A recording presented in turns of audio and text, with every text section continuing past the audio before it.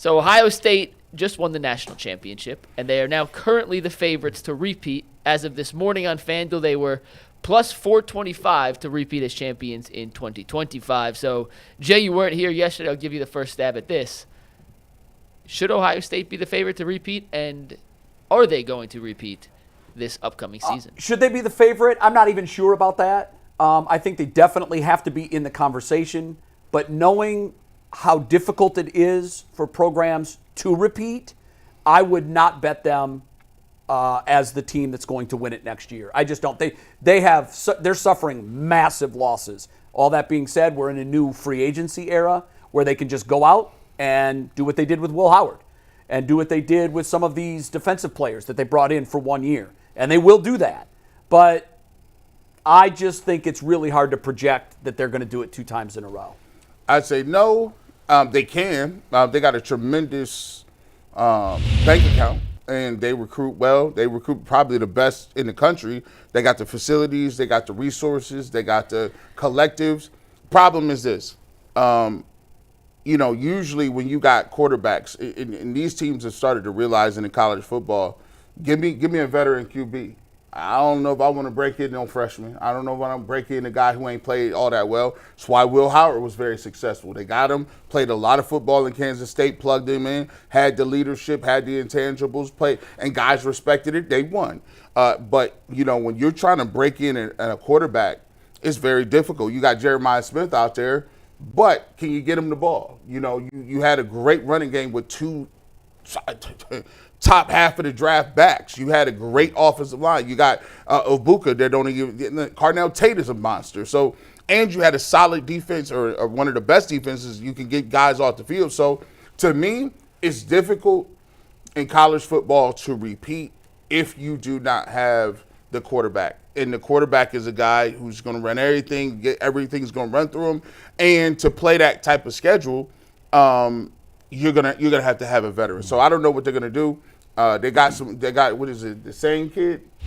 Ty was talking about the kid yesterday. That's there. Julian Sain. He is he's the odds-on favorite to be the guy. Yeah, but it's so early. Yeah, it's so early. Just talk to me in August. Yeah, exactly. So, and it might be somebody to decide tomorrow. You know what? I like Ohio State, and I've been balling here for a little bit. Yeah, well, and that's my point because to answer the question that you guys have posed, yes, this is the year that they will repeat. Woo! And I would put my money down because Ohio State just proved to everybody that they have the NIL figured out and the portal figured out better than everybody else. And they've got an idea of how to build a team with culture and with chemistry. Do they keep everybody? Is Kelly going to stick around?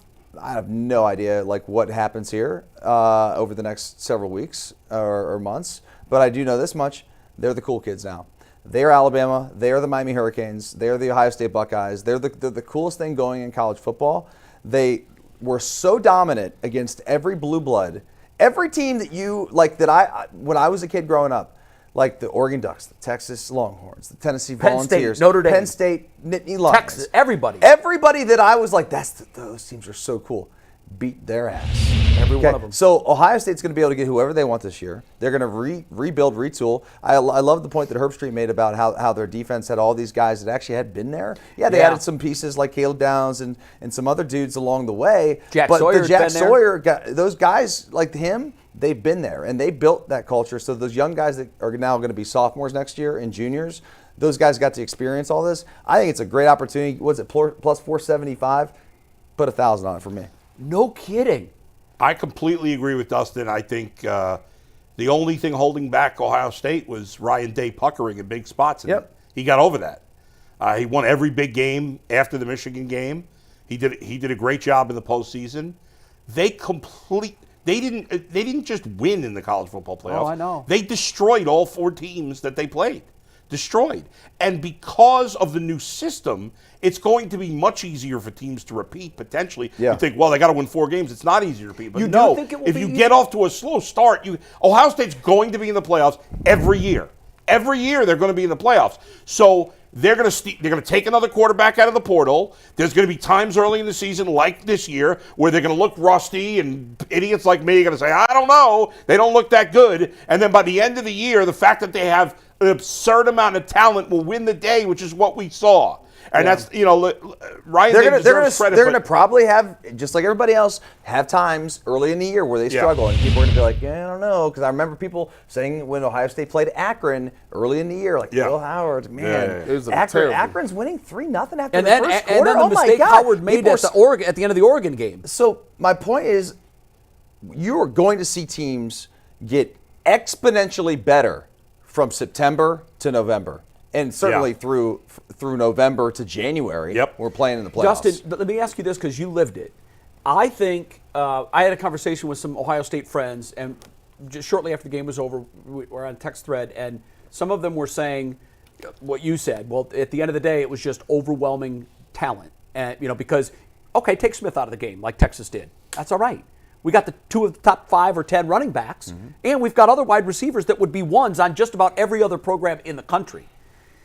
I think what's being undervalued for this group was the chemistry, was the camaraderie, was the galvanization of this team. Will Howard openly told reporters he was waking up in the middle of the night after the Oregon game in sweats for the way he ended that game. He talked about it was at his lowest place. Ryan Day openly talked about, you guys have no idea what it was really like for me and my family. The fact that they went through those fires and came out of them the other side together, it's either going to wilt you or it's going to galvanize you. And I want to know from you, as you look back to yours, where did the chemistry of your group, how did that fit in? Because that's the one thing that you can't carry over group to group. 25% of these guys are walking out the door. Right. And mostly the leaders.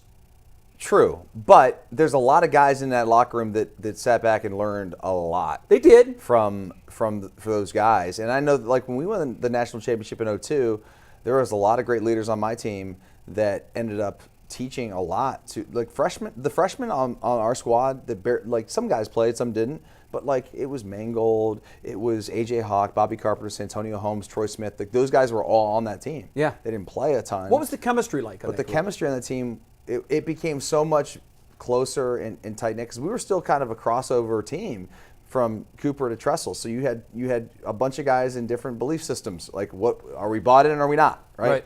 And through a lot of tough, close games, we became closer and closer through handling adversity. And then you go to a game like Miami where we are basically, it's us. It's the whole, like, us against the world mentality.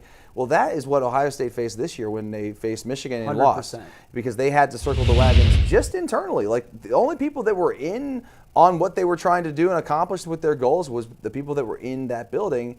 Everybody else, I have friends who are diehard Ohio State fans that sold their tickets to the Tennessee game. They were not going to the Tennessee game. It's too cold. We'll watch it on TV. Probably going to lose anyway. Doesn't matter. Look, you lost to Michigan. How you going to beat the Volunteers? The first ever playoff game at the Shoe. But that's and they what it gave up their was. tickets. So I say that to make the point that nobody gave them a chance except themselves. And so that culture is just going to translate to next year. I don't care who you plug in and play at quarterback. They're going to be able to, like, everybody that was there this year, it's gonna be like that Patriot way, that culture. They're gonna want it. Yeah, they're gonna for themselves. And then they're gonna be choosy on who they want.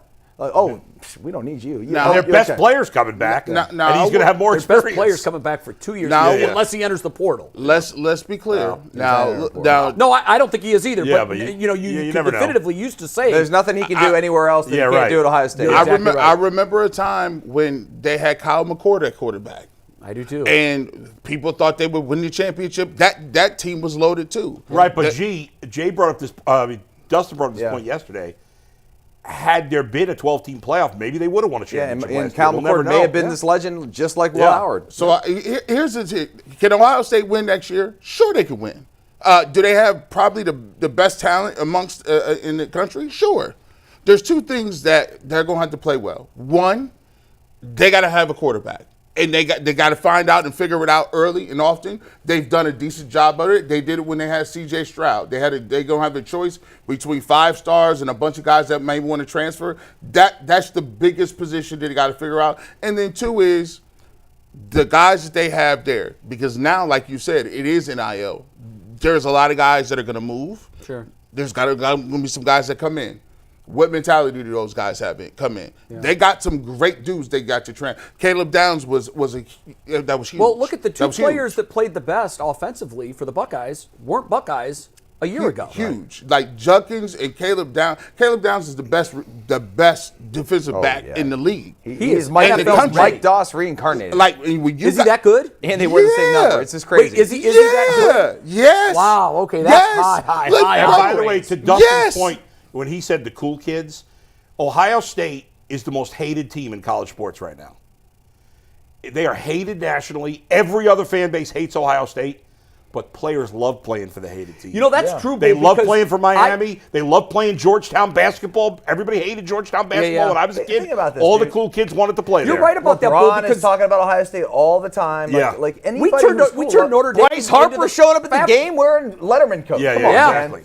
Yes. But what was interesting to me was Notre Dame is typically the most hated team. Now it's Ohio State. And somehow, in the championship game, you could tell that Fowler and even Herbie, to a certain extent, were getting really caught up in that comeback and that inertia. And I feel like the country was rooting for Notre Dame. Of course. I think they were more rooting for a close game. They wanted the game to be good again. Yeah. But I mean, the Yankees are hated, but people want to play for the Yankees. The Dodgers are now hated. Everybody wants to play for the Dodgers. We've seen that players, maybe not anymore, but players for years wanted to play for the Cowboys. Everybody hated the Cowboys. It's good to be hated. And the one difference about Ohio State football and all these other schools, the players now have all the power. They choose. In the NFL 100%. And even in Major League Baseball, you go who selects you. Now, these guys can go wherever they want. And to your point, and I agree with you, I do think they are the cool school on campus. I'm ready to see. These kids are going to want to flock to Columbus. I'm ready to see. Listen, Clemson had their run. It was for 2-3 years. They was that deal. Alabama, you know what they was bringing. A couple of years ago, we just ended the Georgia run. Georgia won what? Did they win almost three in a row? Alabama's done, right? Georgia went back to back. They feel it. Georgia won back to back and then played. Georgia won back to back. LSU crept in there and won a national championship. They crept in there. So now I want to see them put something together. Like in college, to be that guy, you got to win multiples. Like you got to run a back to back. You got to be winning like that. So I'm gonna see if they're gonna do it next year. When you look at the list of coaches that have won national championships, it reads like a who's who of coaches. Paul Brown was the first to do it. Yeah. Woody Hayes won 5. And then you had Urban. First you had Tressel, then Urban, and now Ryan Day. If Ryan Day can win another one, and by the way, Dennis Dodd, I think, wrote a piece for CBS yesterday. He's a I know he hates the Buckeyes. He's an idiot. And I think he was just doing this to get under Ohio State fans' Didn't he do something creepy with skin. Caitlin Clark once? Wasn't that the same guy? No, that was a different guy, but I remember that. Okay. That was Greg But Dennis Doyle. Dodd is just a Greg Buckeye Doyle. hater, always has been. But he wrote a piece where he, out of thin air, I think, because I haven't heard this, speculated that Buckeye fans now are going to have to deal with Ryan Day saying, you know what, F you. And then he might go to the NFL. And he's got all these opportunities. Now, I haven't heard any of that smoke. So be it. Maybe it's out there. I don't know. Maybe he will. I don't see it. But he has a chance to do something that only Woody has done, and that's win multiple championships. Well, he has a Ohio major State. advantage that Tressel and Urban didn't have. What's that? A playoff. Two of major advantages. A playoff.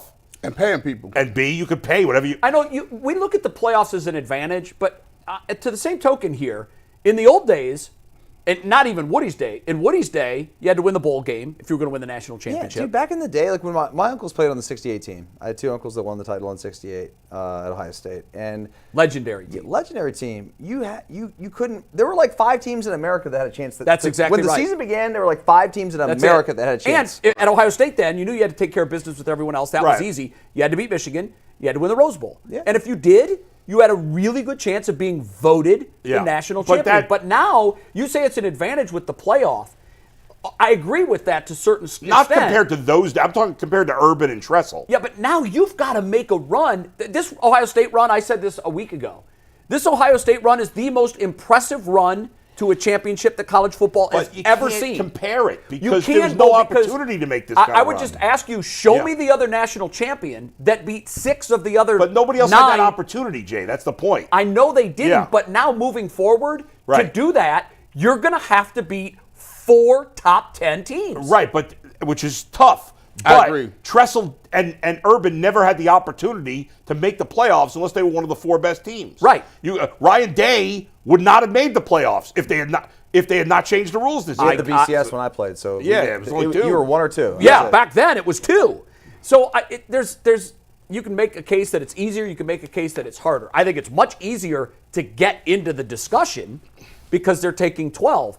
But let's see what happens moving forward. Jim Ohio Tressel- State won this thing as an 8 Jim Tressel wasn't able to pay players either. legally. Yeah. Yeah.